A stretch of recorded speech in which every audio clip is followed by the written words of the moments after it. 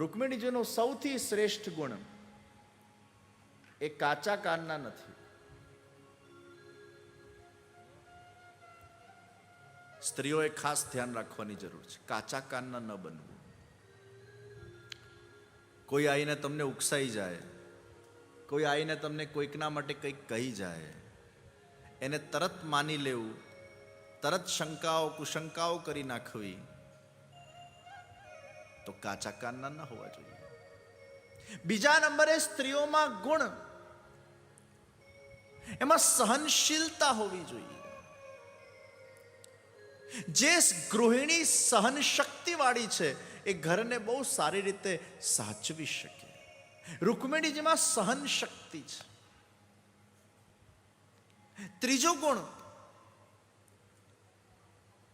એ સર્વને જે પ્રિય હોય એવું કરવાનો પહેલા પ્રયત્ન કરે, પોતાને જે પ્રિય છે એના માટેનો વિચાર ઓછો કરે. એના ઘર પરિવારજનોને શું પ્રિય છે, એના ઘર પરિવારજનોનું હિત શેમાં છે, એમાં આ ભોગ આપવાનો ભાવ, ભોગ લેવાનો ભાવ ઓછો, આપવાનો ભાવ વધારે. અને એ પોતાના એ સ્વભાવથી, એ આપવાની ભાવનાથી, સર્વને રાજી રાખવાની ભાવનાથી બધાને એટલા રાજી કરી લે, સર્વના મનને હૃદયને એવા જીતી લે કે પછી સામેવાળાને જ મનમાં એવું થાય હવે હું આને રાજી કરું. આપણે કોઈકને સારી ભાવનાથી રાજી કરવાનો જ્યારે પ્રયાસ કરીએ છીએ ને, ત્યારે આપણા મનના ભાવ એ વ્યક્તિ સુધી પહોંચે ને પહોંચે જ. વેલ વિશિંગમાં તાકાત છે. તમારા મનનો મનોભાવ એ તમારા વાઇબ્રેશનમાં આવશે, તમારી ઓરામાં આવશે અને ધીરે ધીરે વ્યક્તિના અંદર પણ સ્થાપિત થતો હોય છે. તમે મનથી કંઈ પણ વિચાર કરશો, સારો કે ખરાબ, ક્યાંક એ વાઇબ્સ એ વ્યક્તિમાં પહોંચી જશે. અને એટલે જ અમુક લોકોને મળીને આપણને બહુ સારું લાગે અને અમુક લોકોને મળીને ક્યાંક આપણા મનમાં અશાંતિ પેદા થઈ જાય. એવું કેમ થાય? અમુકને મળીએ તો આપણને શાંતિ મળે અને અમુકને મળીએ તો અશાંતિ મળે. કેમ? કારણ કે એનું મન, એનું હૃદય, એનું આત્મા ક્યાંક પવિત્ર નથી. તમે યાદ રાખજો, જેટલો તમારા મનમાં બીજા માટેનો શુભ ભાવ રહેશે, પ્રભુ આનું ભલું કરે, ભલું કરે, ભલું કરે, ભલું કરે, પ્રભુ આનું સારું કરે, સારું કરે, સારું કરે, આ ભાવના જેટલી તમારા અંદર તમે સહજ રૂપે દિલથી પ્રગટ કરશો, એ જ તમને પાછું રેસિપ્રોકેટ થશે. તમે જે આપશો એ રિબાઉન્સ તમને મળશે. આ કુદરત છે ને, એ બધાનું ન્યાય કરે છે. ઈશ્વર તમારા ભાવને હંમેશા જાણે છે. સારી ભાવનાથી કરેલું કોઈ પણ કાર્ય એ વ્યર્થ જતું નથી. એકવાર એક રાજ્યમાં એક વ્યાપારી ચંદનના લાકડાને વેચતો હતો. રાજાની સવારી નીકળી અને જ્યારે રાજાની સવારી નીકળી તો પેલા ચંદનના લાકડાના વ્યાપારીના મનમાં એવો વિચાર આવ્યો કે અગર આ રાજા મરી જાય તો મારું જેટલું ચંદનનું સ્ટોક છે ને એ એના અંત્યેષ્ટિમાં વપરાઈ જાય, મને કેટલો ફાયદો થઈ જાય. ખૂબ વિચારો પેલા વ્યાપારીના મનમાં આવતા ગયા અને એ જ વખતે સવારી ઉપર જતા રાજાના આંખથી આંખ પેલા વ્યાપારી સાથે મળ્યા. અને રાજાને કોણ જાણે, એને જોઈને એના મનમાં ગુસ્સો ચડવા લાગ્યો. વારંવાર રાજા એને જોયા કરે, સવારીમાં રથ પર બેઠા છે પણ પેલા વ્યક્તિને ટગર ટગર જોયા કરે. કોણ જાણે રાજાને ગુસ્સો આવવા લાગ્યો. ઘરે આવીને મંત્રીને વાત કરી કે મંત્રીશ્રી, ખબર ને આજે મને શું થઈ ગયું, સવારીમાં આટલા બધા લોકો મળ્યા પણ એક વ્યક્તિને જોઈને મને બહુ જ ક્રોધ આવવા લાગ્યો, અકારણ. તું જરા એ વ્યક્તિ સાથે મિત્રતા કરીને જાણ, એ કોણ છે, શું વ્યાપાર કરે છે, શું કામ કરે છે. મંત્રીએ પેલા સાથે મિત્રતા કરી અને મિત્રતાના અંદર જ પેલાએ કહી દીધું કે તમારા રાજા જ્યારે સવારીમાં આવતા હતા ને ત્યારે મારા મનમાં એવો ભાવ પેદા થઈ ગયો, આ મારા બધા ચંદનના લાકડા કાશ વેચાઈ જાય તો. મંત્રી કે અચ્છા ये बात है, હવે એક કામ કર, તારા જેટલા ચંદનના લાકડા છે અમે ખરીદી લઈએ છીએ. એટલો પ્રસન્ન થઈ ગયો. રાજાની ફરી જ્યારે સવારી નીકળી અને પેલો વ્યક્તિ જ્યારે રાજાને જુએ છે, એની દૃષ્ટિમાં એના ભાવમાં પરિવર્તન આવી ગયું. પહેલા મારવાનો ભાવ હતો, હવે તારવાનો ભાવ આવી ગયો. રાજાને જોઈને સારા વાઇબ્રેશન મળ્યા. મંત્રીને બોલાવીને કીધું, તે શું કરામત કરી? મંત્રી રાજાને કહે છે, મેં કંઈ કર્યું નહીં, એના ચંદનના લાકડા ખરીદી લીધા, કારણ કે એનો એવો ભાવ હતો કે આપને છેલ્લે અંતિમ સંસ્કારમાં એ લાકડાઓ વપરાય. એ વ્યક્તિના મનોભાવની કેટલી મોટી અસર સામેવાળા વ્યક્તિ પર પડતી હોય છે.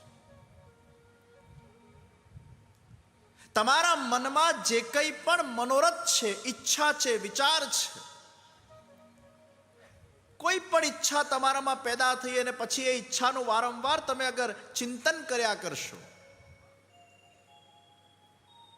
યદ મનસા વિગચ્છતિ તદ વાચાવતો વદતિ તત્ કર્મણા કરોતિ. જે તમારામાં વિચાર આવશે, ધીરે ધીરે તમે એને વાણીમાં લાવશે અને પછી ધીરે ધીરે તમે એને કાર્યના અંદર ક્રિયાન્વિત કરશો. આ સાયકોલોજીકલ આખો એક પ્રોસેસ છે. અને એટલે જ એમ કહેવામાં આવ્યું કે પોઝિટિવ વિચારો, પોઝિટિવ થોટ્સને લાવો. જરા પણ લેશ માત્ર પણ તમારા માઇન્ડમાં નેગેટિવ થોટ અથવા આ મારાથી સંભવ નથી આ વિચાર પણ આવવું ન જોઈએ. અને એટલે હું ઘણીવાર યુવાનોને, વિદ્યાર્થીઓને મારી શિબિરોના અંદર કહેતો હોઉં છું કે તમે સવારે ઉઠીને સ્નાન કરીને ઈસ્ટ ફેસિંગ, નોર્થ ફેસિંગ બેસીને આંખ બંધ કરીને બ્રીધિંગ એક્સરસાઇઝ કરો. તમારા ઈષ્ટદેવના મંત્રનું જાપ કરો. અગર કૃષ્ણમાં તમને પ્રેમ છે તો શ્રી કૃષ્ણ શરણમ મમ, શ્રી કૃષ્ણ શરણમ મમ, શ્રી કૃષ્ણ શરણમ મમ, એ રીતે બ્રીધિંગ એક્સરસાઇઝ કરો. પછી શ્રી કૃષ્ણ બોલીને રોકો, શ્વાસને જેટલી રોકાય, પછી છોડો, વળી પાછી રોકો, વળી પાછી છોડો. અને એમ કરતાં કરતાં શ્વાસ ઉપર કંટ્રોલ એસ્ટાબ્લિશ કરીને આંખ બંધ કરીને આજ્ઞા ચક્ર ઉપર ધ્યાન કેન્દ્રિત કરો.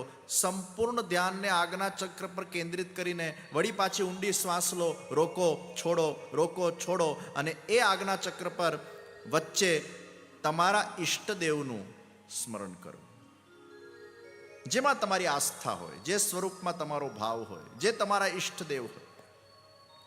અને એમના ચરણથી લઈને મુખારવિંદ સુધીના સ્વરૂપનું ધ્યાન કરતા કરતા કરતા કરતા એ સ્વરૂપમાંથી તમને એક પવિત્ર ઉર્જા પ્રાપ્ત થઈ રહી છે એનું ભાવન કરો, એનું ધ્યાન કરો. અને તમારા જે કોઈ પણ સંકલ્પ છે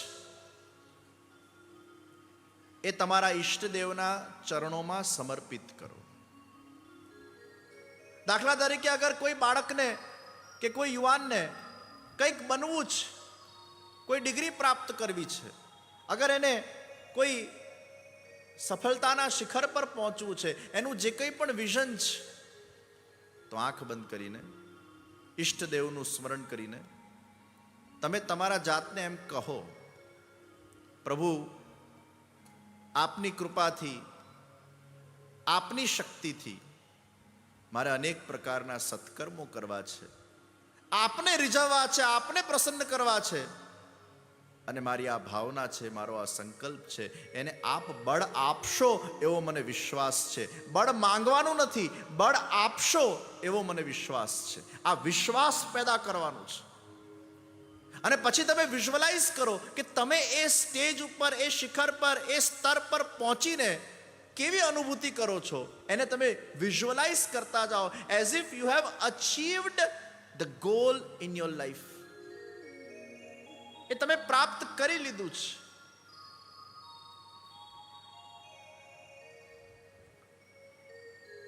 યુવાનોના પોતાના સંકલ્પો હોય, બાળકોના પોતાના સંકલ્પ હોય, ભક્તોના એમના સંકલ્પ હોય, ભક્તના મનમાં મનોરથ હોય. દાખલા તરીકે કોઈ ઠાકોરજીની સેવા કરતું હોય તો એના મનમાં આ ભાવ થાય કે પ્રભુ આપ મને દર્શન ક્યારે આપશો, હે પ્રભુ આપ મારા ખોળામાં ક્યારે બેસશો, હે પ્રભુ આપ મારા સામે સામગ્રી ક્યારે આરોગશો, હે પ્રભુ આપ મને આપના દિવ્ય સ્પર્શનું સુખ ક્યારે આપશો, હે પ્રભુ આપ મારા હાથોથી ક્યારે આરોગશો, હે પ્રભુ એકાદ વાર તારું સ્વાનુભવ અમને પ્રાપ્ત થઈ જાય. તો ભગવાન તમારા સાથે ક્રીડા કરી રહ્યો છે, લીલા કરી રહ્યો છે.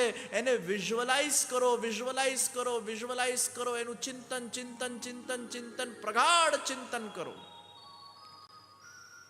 અને ખરેખર એ વારંવાર કરતા કરતા કરતા કરતા કરતા એ તમારા મનનો રથ, મનરૂપી રથમાં બિરાજમાન થઈને પ્રભુ જે કંઈ પણ ભાવ પ્રગટ કરશે એ ધીરે ધીરે ધીરે ઠાકોરજી કોઈક એવા ઘડીમાં કે કાળમાં એને પૂરો કરશે.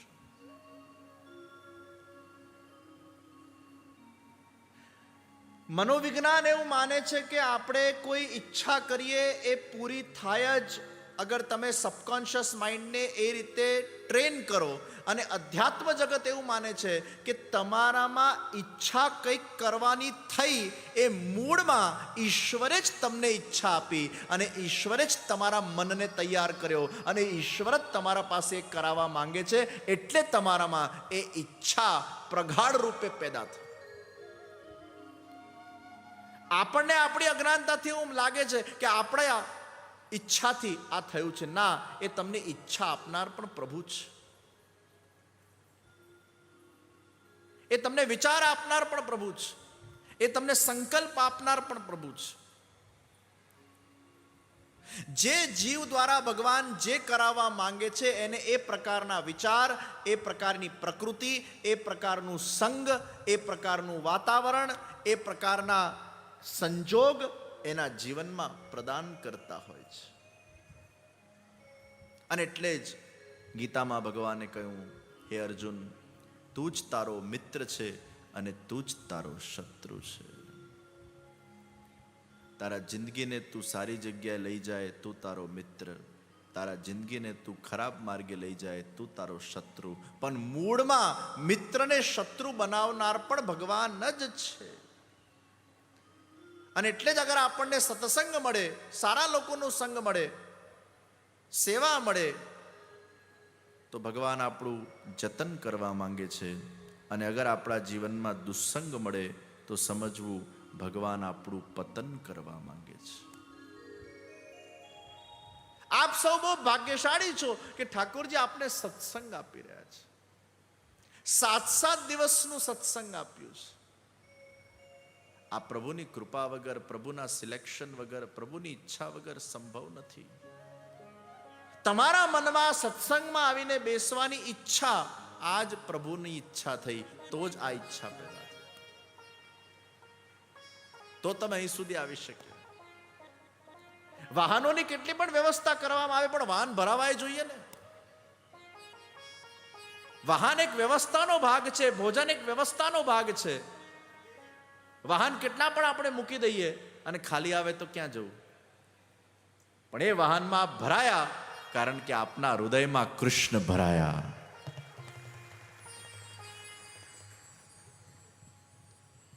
નહીં તો યજમાન પરિવારના આગ્રહથી કદાચ બહેનો 1-2 દિવસ આવી જાય, મોડું દેખાડવા માટે જવું પડશે, પણ બીજા ત્રીજા દાડે, ચોથા દાડે પણ એ વાહનને ભરાઈને અહીં સુધી પહોંચવાની ભાવના આ કોણ કરે? આ ઠાકોરજીની કૃપા વગર નથી સંભવ. આ ખંજરીવાળી બહેનો રોજ આવે છે અને બધા પાછા મેચિંગ પોશાક પહેરીને નિત્ય આવીને અહીંયા બેસતા હોય. આ ભાવ વગર ન થાય. તો તમારા હૃદયના અંદર શુદ્ધ અને પવિત્ર ભાવ હશે. પવિત્ર ભાવોનું સેવન કરો. ભાવ ભાવન્યા સિદ્ધમ. પ્રભુ માટેના ભાવનું ભાવન કરતા જાઓ. અને કીટ ભમરીના સિદ્ધાંતના આધાર પર પેલો કીડો ડરી ડરીને ભમરી આવશે, ભમરી આવશે, ભમરી આવશે, ભમરી આવશે. એ ભમરીનું ચિંતન કર્યા કરે અને એ કીડો સ્વયં ભમરી બની જાય અને ઉડી જાય. વિચાર કરો, એ કીડો ભયથી ભમરીનું ચિંતન કરે છે અને પોતે ભમરી બની ગયો. તો આપણે ભાવથી કૃષ્ણનું ચિંતન કરીએ તો કૃષ્ણ આપણામાં કેમ આવીને ન બિરાજે? પેલો ભયથી ચિંતન કરે છે તો પોતે ભમરી બની જાય છે. આપણે તો ભાવથી ચિંતન કરીએ તો શ્રી કૃષ્ણ કેમ આપણામાં ન બિરાજે? મદભક્ત યત્ર ગાયંતી તત્ર તિષ્ઠામિ નારદ. ભાવનું ભાવન કરો. અને એટલે જ આ 7 દિવસ આપણે કથામાં જે શ્રવણ કર્યું છે એને વાગોળો,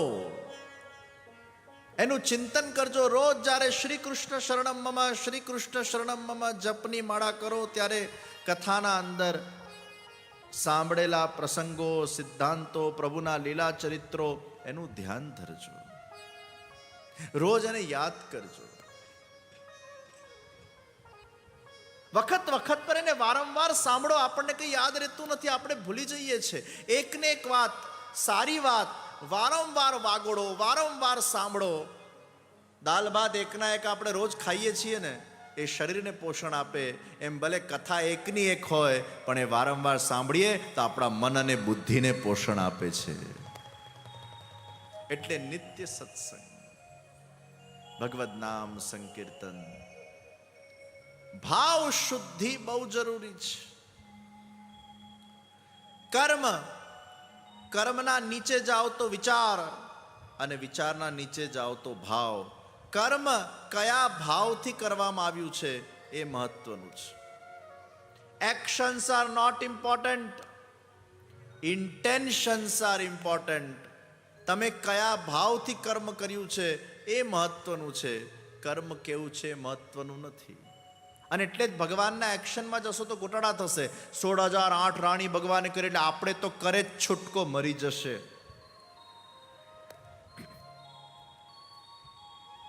શિવજીએ ઝેર પીધું ને પેલો શિવલાલ ઝેર પીવા જાય શું થાય? ત્યારે કેવું પડે, પેલા શિવજી છે, તું શિવલાલ છે. ભગવાનનું અનુકરણ ન કરાય. ભગવાન કરી શકે, તમે ન કરી શકો. એક્શન્સ નહીં, એના પાછળના ભાવમાં જવું પડે. ભગવાને રાસલીલા કરી તો રાસલીલાના એક્શનમાં ન જવાય, એના ભાવમાં જવું પડે. ભગવાને ચીરહરણ કર્યું, એના એક્શનમાં ન જવાય, એના ભાવમાં જવું પડે. ભગવાન રામે સીતાજીનો ત્યાગ કર્યો, એના એક્શનમાં ન જવાય, એના ભાવમાં જવું પડે. ભગવાને 16,008 રાણીઓ કરી, એક્શનમાં ન જવાય, એના ભાવમાં જવું પડે. ભગવાનની દરેક લીલાના અનુકરણ ના આપણે કરી શકીએ, એના ભાવને સમજવું પડે. ભગવાનની એક એક લીલા એ આપણા માટે માર્ગદર્શન રૂપ છે. જ્યારે આપણે ભાવને સમજશું ત્યારે આપણને ખબર પડશે કે ભગવાને આવું કેમ કર્યું, શા માટે કર્યું, શું કામ કર્યું. તો રૂકમિણીજી, જેમનો ભાવ શુભ છે, સર્વ રાજી રે. અને તમારામાં અગર કેવલ પોતાના જ રાજીપોનો ભાવ અગર વધારે પડતો છે તો ધીરે ધીરે તમે તમારા જાતને કહો, અભ્યાસમાં લાવો. તમારા અંદર જે આદત નથી એ આદતને તમે અભ્યાસમાં લાવવા માટે એક 10 મિનિટ ધ્યાન કરો અને 10 મિનિટ પોતાના સાથે વાતચીત કરો. રોજ પોતાના જાતને સમજાવો, તારા અંદર આ ખરાબી છે, એને આપણે કાઢવાની છે. રોજ પોતાના સાથે વાતચીત કરો. કોઈકને સુધારવો હોય ને તો એના સાથે વાતચીત કરવી પડે. પણ 24 કલાકમાં આખો દિવસ આપણે એટલા વ્યસ્ત હોઈએ છીએ, સવારે ઉઠતાથી લઈને રાત્રે સુવા સુધી કદાચ નવરા બેઠા હોઈશું ને તો એ ભૂત કે ભવિષ્યના વિચારોમાં આપણે બિઝી થઈ જઈએ. પણ પોતાના સાથે વાત કરવાનો કોઈના પાસે ટાઈમ નથી, પોતાના સાથે ચર્ચા કરવાનો કોઈના પાસે ટાઈમ નથી, પોતાના દુર્ગુણોને દૂર કરવા માટે કોઈના પાસે ટાઈમ નથી. બસ આપણે કેવલ બીજાના દોષ જોતા જ ફર્યા કરીએ છીએ. પણ આપણામાં કેટલા દોષ છે અને આપણા અંદર રહેલા દોષને દૂર કરવા જોઈએ એનો વિચાર કોઈ કરતું નથી. આપણે બીજામાંથી ઊંચા આવશું તો પોતાના અંદર પરિવર્તન લાવશું ને. ક્યારેક છે ને કાચમાં જોઈને પોતાના સાથે પણ 10 મિનિટ વાતચીત કરો. આખા દિવસ દરમિયાન તમારાથી જે કંઈ પણ ભૂલ થઈ હોય કદાચ કંઈક ઉશ્કેરાટ આવી ગયું હોય, કંઈક બોલાઈ ગયું હોય, કદાચ ગુસ્સો પણ થઈ ગયા હોય, કદાચ તમારા સ્વભાવના કારણે તમને કે બીજાને કંઈ નુકસાન પહોંચ્યું હોય, આ કંઈ પણ થયું હોય તો કાચના સામે જઈને પોતાના જાતને જુઓ, પોતાનાથી વાત કરો, પોતાના જાતને સમજાવો. તારા અંદર આ દુર્ગુણ આવી ગયું છે, એ દુર્ગુણને તારે દૂર કરવાનો છે, એના માટેના આપણે પ્રયાસ કરવાના છે. ભલે નાના નાના પ્રયાસ આપણે કરીએ, પણ આપણે પ્રારંભ તો કરીએ. પ્રયાસ ત્યારે સફળ જાય જ્યારે પ્રયાસનું પ્રારંભ થાય. પહેલા તો આ દોષ મારામાં છે એની સ્વીકૃતિ. આ ખરાબી છે, આ દોષ છે. અને આ દોષનું જ્યારે દર્શન થાય પછી એને કઈ રીતે આપણામાં કાઢવો એના માટેનો પ્રયાસ થાય.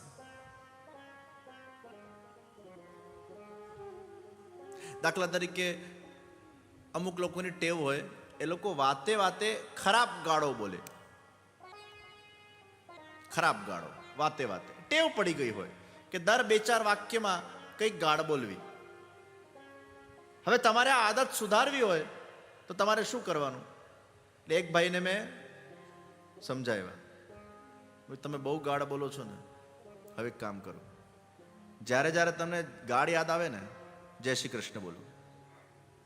એટલે પછી એને બોલવાનું ચાલુ કર્યું. તને કઈ સમજ નથી પડતી જય શ્રી કૃષ્ણ?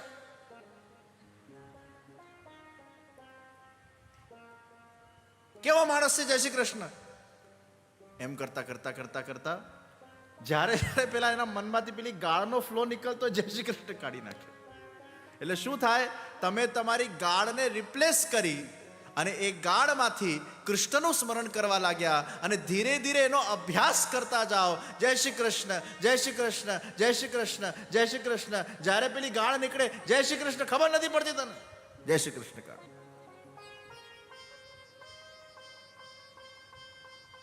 તો પછી મને એક જણા કે પછી આમ ગુસ્સામાં આપણે આમ કૃષ્ણનું નામ દઈએ તો કેવું લાગે?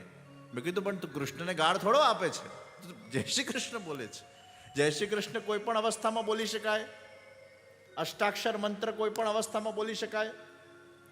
તમે શુદ્ધ હો અશુદ્ધ હો, મનમાં અષ્ટાક્ષરનું સ્મરણ. એટલે જ તસ્માત સર્વાત મના નિત્યમ, નાતા નાતા પણ અષ્ટાક્ષર થઈ શકે.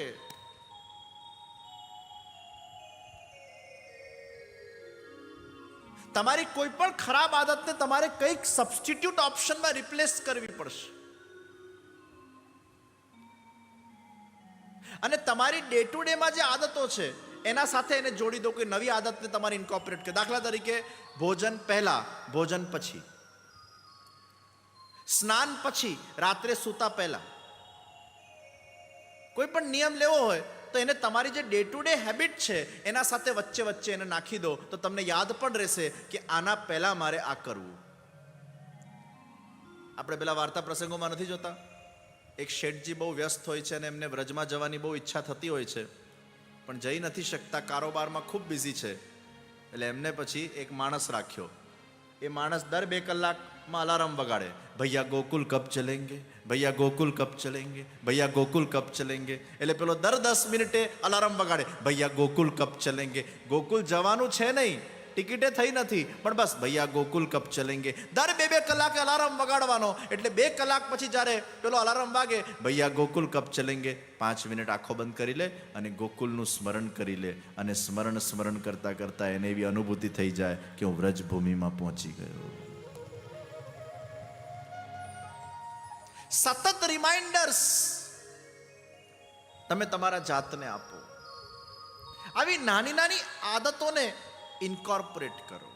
મેં પહેલા દિવસે કથામાં કીધેલું, પહેલા કે બીજા દિવસે, કે પાણીને અગર એવું કહેવામાં આવે કે આઈ હેટ યુ, કે આઈ લવ યુ, તો પાણીના મોલેક્યુલ્સમાં પરિવર્તન આવે. એમ તમારા ભોજનને પણ અગર સારી ભાવનાથી બનાવવામાં આવે અને ભોજન બન્યા પછી, ભોજન ખાતા પહેલા તમારા હાથ દ્વારા અગર એમાં પોઝિટિવ વાઇબ્રેશન્સ આપવામાં આવે અને પછી તમે એ ભોજનને ખાઓ, એની પણ એક બહુ મોટી ઇફેક્ટ પડતી હોય છે.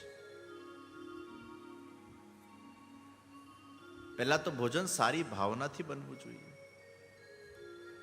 તમે રસોડામાં જ્યારે ભોજન બનાવો ત્યારે ખાસ ધ્યાન રાખવાનું, ગુસ્સો કરતા નહીં, ફોન પર વાતચીત કરતા કરતા ભોજન બનાવતા નહીં. મનને કલુષિત કરીને ભોજન બનાવતા નહીં. મન શાંત રાખજો, મન પ્રસન્ન રાખજો. મનમાં પ્રભુનું ગુણગાન કરતાં કરતાં, અષ્ટાક્ષરનું ગાન કરતાં કરતાં ભોજન તમે બનાવો કે આ ભોજન હું પ્રભુ માટે બનાવું છું, પ્રભુને અર્પણ કરો. એનો પ્રસાદ પછી આપણે જ્યારે લેતા હોઈએ ત્યારે એકદમ પેલા પ્રસાદ લેવા પર તૂટી નહીં પડવાનું. ઘણા લોકો એવા ભૂખ્યા ડાસના જેમ આવે, આમ થાળી સામે આવે ને તૂટી પડે, લિટરલી તૂટી નથી પડવાનું. થોડોક ધૈર્ય રાખો. સામે થાળી પ્લેટ આવી છે, પ્રાર્થના કરો, 11 વાર શ્રી કૃષ્ણ શરણમમ બોલો. હે પ્રભુ, આપ આ ભોગને બહુ પ્રેમથી આરોગ્યા છો. આ ભોગના, આ પ્રસાદના કણકણના અંદર પ્રભુ આપનો ઉચ્છિષ્ટ છે, આપની પ્રસાદી છે, આપનું જીવહારસ જોડાયેલું છે, આપનું સ્પર્શ જોડાયેલું છે. એ ભોજનમાં પ્રભુના સ્પર્શને યાદ કરો. એ ભોજન એ પ્રભુનું અધરામૃત છે એમ યાદ કરો. અને એટલે ઠાકોરજીને જ્યારે આપણે કોર સાનીએ છીએ અને એ કોર જ્યારે ઠાકોરજીને આપણે ધરાવીએ છીએ, એ કોર શું છે?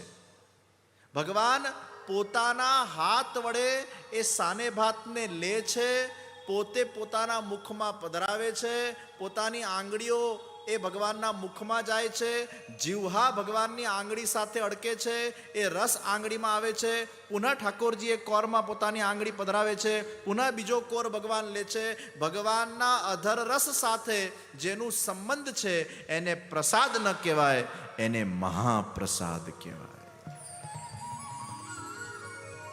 અનેક 2 મિનિટ આ પ્રાર્થના કર્યા પછી, આ ભાવ કર્યા પછી કે આ ભોજન હું જે લેવા જઈ રહ્યો છું આ શું છે? આ કોઈ સામાન્ય ભોજન નથી, આ મારા પ્રભુની પ્રસાદી છે, આમાં પ્રભુનો અધર રસ સમાયેલો છે. અને આ ભોજનને જ્યારે હું મારા અંદર લઈશ એ મારું રક્ત બનશે, હું સ્વયં એ બનીશ. આ ભાવનાથી જ્યારે તમે ભોજન કરશો પછી જુઓ એ ભોજન કેવું કમાલ કરે છે તમારા અંદર જઈને. સીધા તૂટી નહીં પડવાનું. એક જણાએ એક્સપેરિમેન્ટ કર્યું કે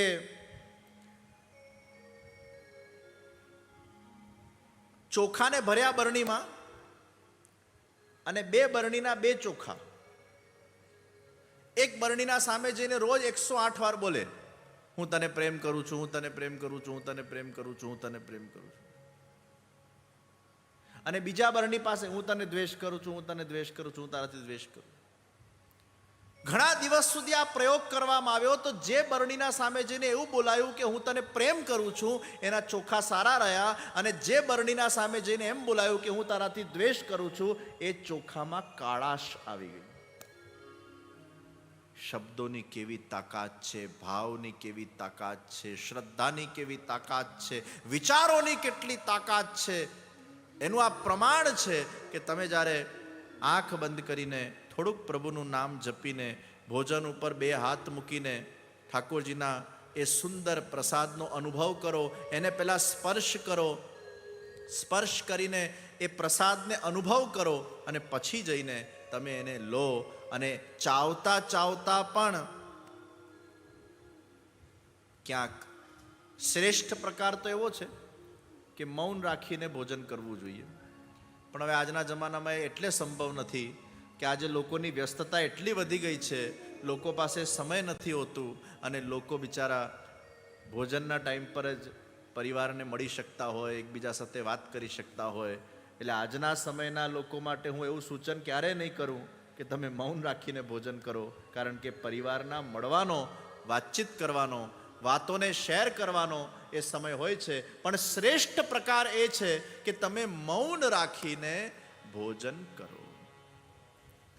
જ્યારે મૌન રાખીને તમે ભોજન કરો છો અને એ ભોજનને જ્યારે તમે ચાવો છો ને ચાવતા ચાવતા પણ એમાં પોઝિટિવ વાતોનું જ્યારે સ્મરણ, યાદ રાખજો, ભોજન બનાવતી વખતે પણ કોઈ નેગેટિવ થોટ ના જોઈએ અને ભોજન કરતી વખતે પણ કોઈ નેગેટિવ થોટ ના જોઈએ. ભોજન બનાવતી વખતે પણ પોઝિટિવ થોટ અને ભોજન કરતી વખતે પણ પોઝિટિવ થોટ. જરા પણ નેગેટિવ થોટથી ભોજન નહીં કરતા, આખું તમારું રક્ત પરિવર્તન આવી જશે. અમારા અમેરિકામાં એક બેન, એમના હસબન્ડ એ ભગવાનમાં માને જ નહીં. એમના ત્યાં ઠાકોરજીની સેવા એટલી સુંદર બિરાજે, સખડી ભોગ ઠાકોરજીને ધરે અને એ પતિ થોડા એમ સારા, પત્નીને બધું કરવા દે. ઘણા પતિઓ એવા હોય પોતે કરે નહીં ને કરવાય ન દે, ઘણા એવા હોય કે એ પોતે કશું ન કરે પણ પત્નીને બધું કરવા દે. આ બધા બહેનો આટલી મોટી સંખ્યામાં તમે ઉપસ્થિત થયા છો, તમારા વરજી આવ્યા કે નહીં આવ્યા ખબર નહીં, પણ તમારા વરે તમને મોકલ્યા તો અહીં સુધી આવ્યા ને, એટલે એમની સારાઈનો. વળી પાછા ઘણા બહેનો કે અમારામાં આટલો બધો ભાવ છે, અમારા વરજીમાં જગાડો ને. હવે જાગશે ત્યારે જાગશે, તમને આવવા દે છે ને અહીં સુધી. એમની સારાઈનો લાભ લો, એમને એપ્રિશિએટ કરો. અહીં આવવા તો દીધા ને અમને, ના પાડતે તો ક્યાં જતે. પાછા અમુક બહેનો કે એમ થોડું ના પાડે કઈ, એ તો મોકલવા જ પડે ને અમને, તો મૂકવાય આવવું પડે.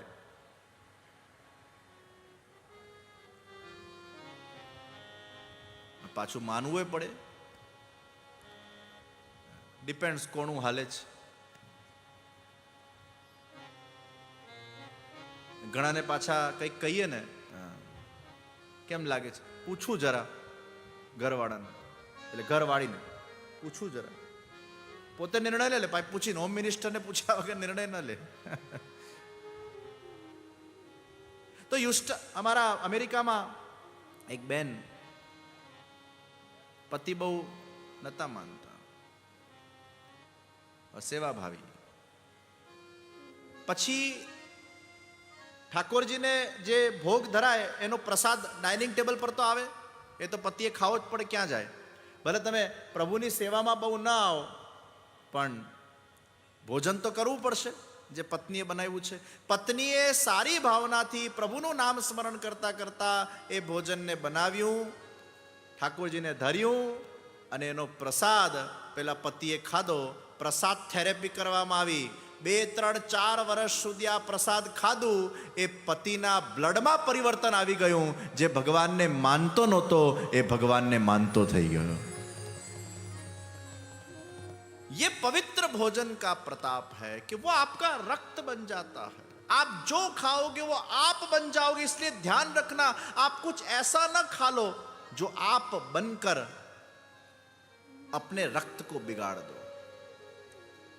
અને એટલે જ આ ફાસ્ટ ફૂડ આ રક્તને વિકાર પેદા કરે છે, રક્ત બગાડે છે, અત્યંત તમોગુણ પેદા કરે છે, એનું મન વિચલિત કરે છે. એટલે ખાનપાનની બહુ મોટી અસર આપણા જીવન પર પડતી હોય છે. સાત્વિક ભોજનનો પ્રભાવ છે. તો પવિત્રતા, તો મનના ભાવની બહુ મોટી અસર એ વ્યક્તિના જીવન પર પડે છે.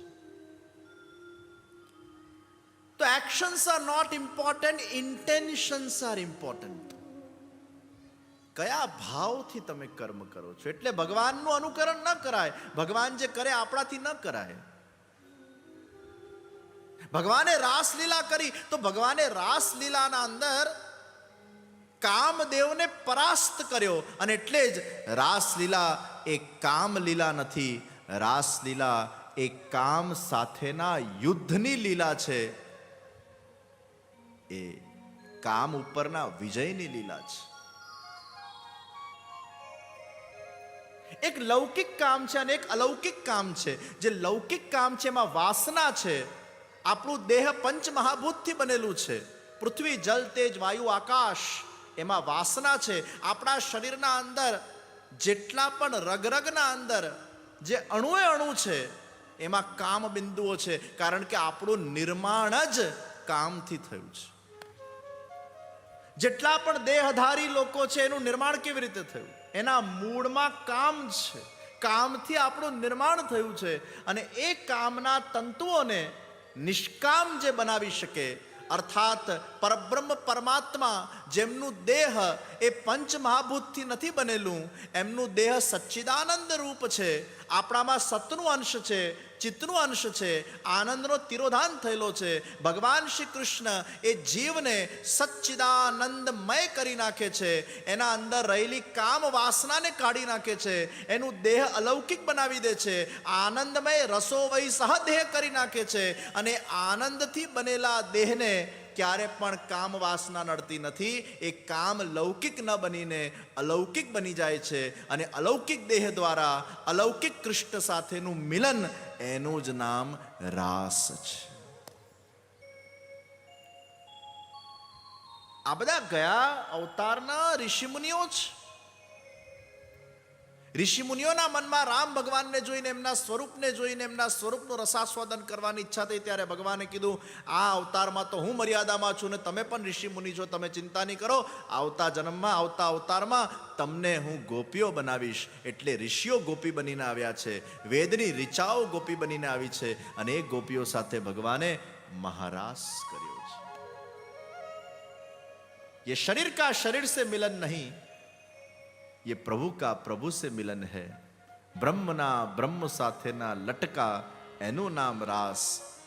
અને કામદેવે બાણ છોડ્યા છે, અને ભગવાને કામદેવને પરાસ્ત કર્યો છે. એટલે જ યોગેશ્વર કૃષ્ણ, યોગેશ્વરેશ્વર કૃષ્ણ, જે કામને પોતાના અંદર પ્રવિષ્ટ થવા દેતા નથી. જ્યારે ભગવાને રાસનો શુભારંભ કર્યો ત્યારે કામદેવ આવ્યા. कामदेव के मैं आपके अंदर प्रविष्ट होऊंगा. तो प्रभु ने कहा, अरे तुम तो मेरे पुत्र हो. पता है शिवजी ने तुमको भस्म कर दिया था. कामदेव के छे ए शिवजी ध्यान करता था અને ધ્યાનમાં એમને મેં બાધા નાખી, એટલે શિવજીએ મને ભસ્મ કરી નાખ્યા. તમે અત્યારે કયા મોટા ધ્યાન કરવા બેઠા છો? આટલી બધી ગોપીઓના વચ્ચે તમે હો અને તમારા અંદર હું પ્રવિષ્ટ ના થવું, એ કેમ શક્ય બને? ત્યારે ભગવાન કહે છે, તાકાત હો તુમ મેં તો મુझ में घुस बताना, तुम नहीं प्रविष्ट हो सकते मेरे अंदर.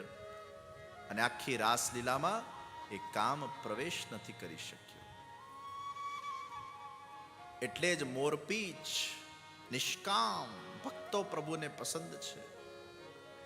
સકામ વાળા ભક્તો તો વિરહ અગ્નિમાં બળીને ભસ્મ થઈ ગયા. એ તો પ્રભુ સુધી પહોંચી જ નથી શક્યા.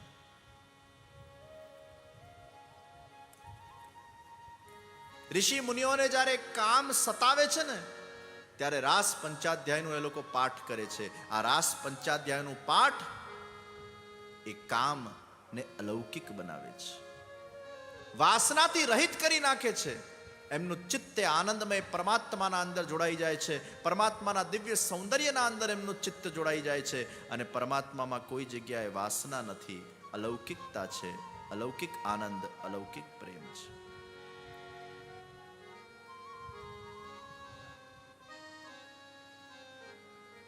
तो भगवान श्री कृष्ण पूर्ण पुरुषोत्तम है, वो कुछ भी कर सकते हैं. અને એટલે જ ગોલોકધામના અંદર, નિત્ય લીલાના અંદર કોઈ પુરુષ નથી, બધી સ્ત્રી છે. કારણ કે ભગવાન કહે છે કે હું ભોગતા છું અને તમે ભોગ્ય છો. બે ભોગતા ભેગા ના થઈ શકે. એક ભોગ્ય તો બીજો ભોગતા જોઈએ. એટલે અહીંયા ભૂતલ પર જે પુરુષો ઠાકોરજીની ખૂબ ભાવ પ્રેમથી સેવા કરે છે, એમને મર્યા પછી ગોલોકધામની પ્રાપ્તિ થાય, એમાં એને સ્ત્રી જ બનવાનું છે. એને સ્ત્રી રૂપે જ ભગવાન સ્વીકાર કરે છે. એટલે ભગવાન પાસે જવું હોય તો ગોપી બનીને જવું પડે. એટલે જ મહાદેવજી પણ ભગવાનના દર્શન કરવા ગયા રાસ વખતે, ત્યાં ગોપેશ્વર મહાદેવનો જય જયકાર થયો. महादेव को भी गोपी बनना पड़ा है. कृष्ण कहते हैं मेरी रासलीला में कोई पुरुष नहीं अलाउड है, वो पुरुष को भी स्त्री बनना पड़ेगा, उसको भोग्य बनना पड़ेगा. मैं ही भोगता हूं.